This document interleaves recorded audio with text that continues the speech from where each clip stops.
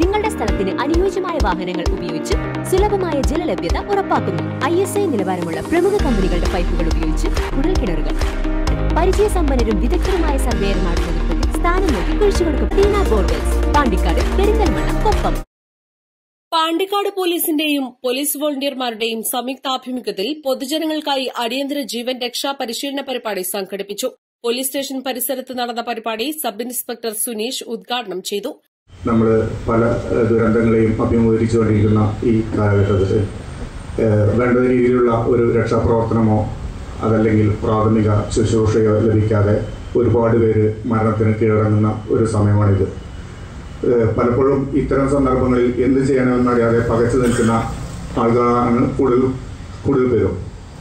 അപ്പോൾ വേണ്ട രീതിയിലുള്ള ഒരു പരിശീലനവും പരിപാടിയും കിട്ടിക്കഴിഞ്ഞാൽ എല്ലാവർക്കും ഇതുപോലുള്ള സന്ദർഭങ്ങളിൽ വേണ്ടത്ര ഉണർന്ന് പ്രവർത്തിക്കാനും ഒരു ജീവൻ രക്ഷിക്കാൻ ആവശ്യമായ കാര്യങ്ങളെല്ലാം ചെയ്യുന്നതിനും സാധിക്കും.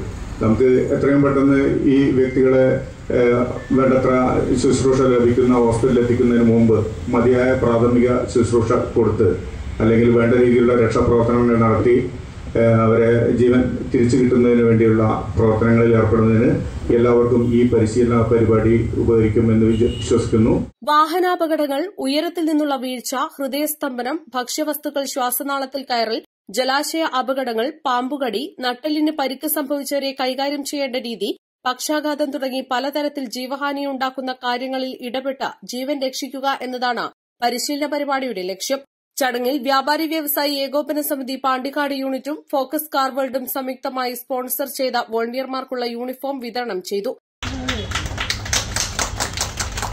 പരിശീലന പരിപാടിയിൽ SCPO ഷമീർ അധ്യക്ഷത വഹിച്ചു. ചടങ്ങിൽ സിവിൽ ഡിഫൻസ് ജില്ലാ divisional deputy warden Anwar Santhapuram class നയിച്ചു. Pandikkad health inspector Sreejith Ambrakkat, police ഉദ്യോഗസ്ഥർ, പോലീസ് വോളണ്ടിയേഴ്സ്, അധ്യാപകർ, ഡ്രൈവർമാർ, വീട്ടമ്മമാർ, പൊതുജനങ്ങൾ, CITU യൂണിയൻ തൊഴിലാളികൾ, കച്ചവടക്കാർ തുടങ്ങിയവർ പങ്കെടുത്തു. East live, Pandikkad.